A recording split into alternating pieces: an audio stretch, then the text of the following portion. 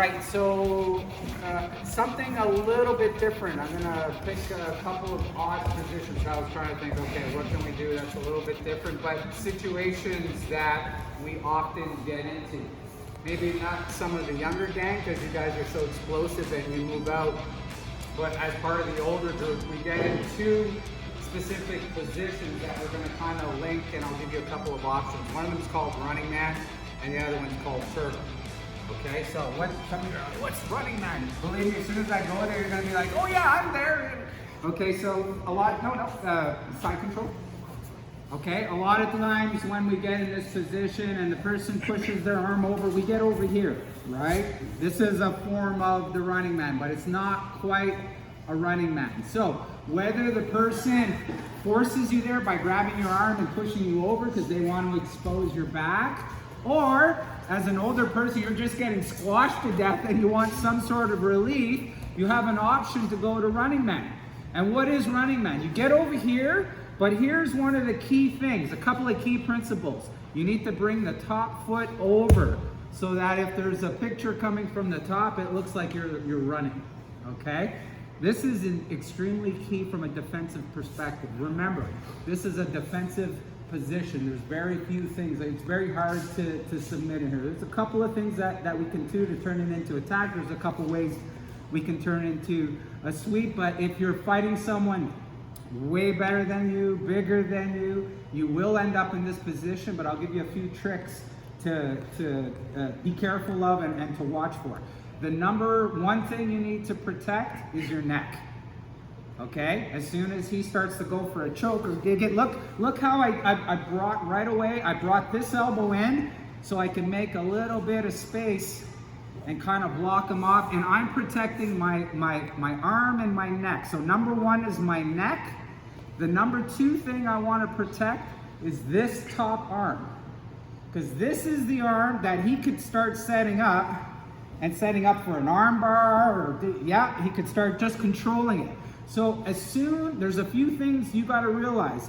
As soon as he starts going for a choke, whatever choke, just pick one, there we go. If he starts going like this, I can't just sit here and fight it off. That's a losing battle. It's just a matter of time before he beats me, because again, I'm already in a losing scenario if I'm over here. So I need to address this. What's one of the ways to address it? Because his hands are attacking and trying to choke me, that's my chance to pump and go the other way. Okay, I can easily flip, because he needs a bit of space to make that choke. So his goal is to try to choke me with the utmost pressure. My goal is to make a bit of space and change the angle on the choke. So now I'm over here. And that presents options. If he's not careful, I can just slip out, get a guard. It's not always that easy, but that's an option. Another thing, so that's the choke. You must always protect the neck. Number one, if he starts to get something, you better move. Don't think that you can fight it off, because it's just a matter of time. Number two, he gets a grip of this arm for whatever reason. Again, it's just a matter of time. It's just, I'm losing right now. I have to address this. The best thing that I can do, because his focus is on this arm and he needs a little space to set it up. Yeah, he's trying to push it forward. That's my chance to pull it out and bring my elbow to the ground. Okay, I still have work to do. I'm back into side control here, basic side control escapes, or if he recognizes it and then spins around, go around and around, yeah. Then I'm running at this side. So, with your partner, drill number one, I want you to start like in a side control and kind of bump them, get your shoulder on this side, and get into a running man position. If your arm is out like this, you're doing it wrong. You need to get that arm right in there and protect your neck. Your partner's gonna do a couple of things just to play around. They're gonna start to grab the choke, and I'm just gonna deal with that there. You see what he did there? He was going for a choke, and then as he reached in for that second hand, go ahead, boom, that gave me my chance, and I had to address it. Again, if you think you can fight it off, it's a losing battle. So that's number one. Then your partner's gonna grab an arm. As soon as he grabs an arm for like an arm bar, you bring your elbow to the ground and you face him. And then your partner just reacts.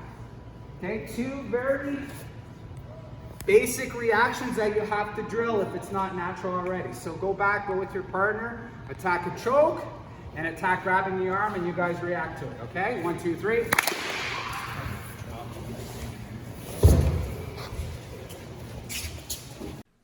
Like, follow, subscribe for more great content.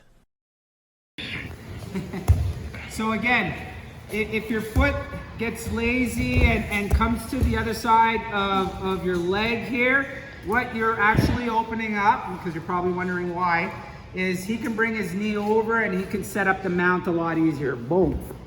Okay? So I want this foot over, and I really, as part of defending, I want to try to keep that connection of elbow to knee, elbow to knee. What you're going to end up, maybe not so much at a brown or black belt level, but what ends up happening a lot is they get excited. They see a little opening here, and he's going to step over with his right foot thinking he's going to get mount. Boom! I'm going to catch. When you're teaching it, you're thinking, well, that's an obvious mistake, but the reality is he might see an opening, or she might see an opening real quick, and they're trying to speed grab it. But if you're nice and tight and ready to connect those elbows quickly, you're going to get into a scenario like this. This is beautiful. The funny thing is, when I get into this position, I always ask my partner, I go, are you having any knee problems? Are you okay? Yeah? Okay, good. Because the thing that I'm doing right now, I'm blocking with this knee here on the bottom, and I'm blocking the other side of his knee with the top here. That allows me to bring my hand. I can grab him, it's not necessary, okay? Then what I'm gonna do gently to my partner, unless you're in a tournament, then go nuts, is I'm just gonna push, boom, get up. What do we have here, gang? Boom. That's what you did to him in the first place. What's that? That's what you did to him. That's why he's got that in the first place. Exactly, that's how he got the injury. Okay, so you'd be shocked as you're kind of fighting here. They're gonna try to surprise you. There, you grab it, adjust it, bring that knee up so it locks, so you have time to adjust it accordingly. And then I'm just gonna, with this leg, bring it this way, that knee push away, and I can help him a little bit by getting up. If you don't like the ankle lock, you just get up. Nice knee through pass. Anyone need to see it again? We're good? 1, 2, 3. Give it a shot. I don't always pull guard, but when I do, it's to save my knees from another embarrassing takedown. Now, what ends up happening? You're just suffering. You can't push this person off, and you're just hoping to change the position, right? Or maybe you're more comfortable in a turtle position. Okay, you just want to change it up. You're stuck here. You're not able to kind of shrimp out. Every time you kind of try to shrimp out, he moves and he fixes it. So you got to fix yourself. Okay, so now I want you to consider going to turtle. There's a right way to go to turtle, and there's a wrong way to go to turtle. If I just bump and go to turtle like that, he's going to get a hook in. Left foot in, boom, and there. I'm worse off. Okay, so what's the way to safely go to turtle? Number one, it's not very easy. But number two, there is a safe way. You have to bump, you have to prepare, but this hand, the lower hand, needs to go down to your thigh. So when you bump, he can't get that leg in. Boom. See how I blocked his leg off? In some scenarios, because I blocked it off, I got the outer leg, and I can actually turn it into like a double on the ground kind of thing. Okay, but that's not realistic. That happens very few times. It's worth a try if you can get a hold of the leg. So we're fighting here. I'm protecting myself. I'm ready to go this hand from here right to my thigh. It stays connected. Okay, he's trying to get that leg in, and then I keep moving until I get to a turtle. When you get to your turtle, you're gonna probably get up with your hands wide like this and your base wide. This is not a good turtle. Okay, so you're not done moving yet. You're down here. This is a better turtle. This is a better turtle. Okay, because similar to the running man, the most important thing you need to block first is the choke. You have to address that.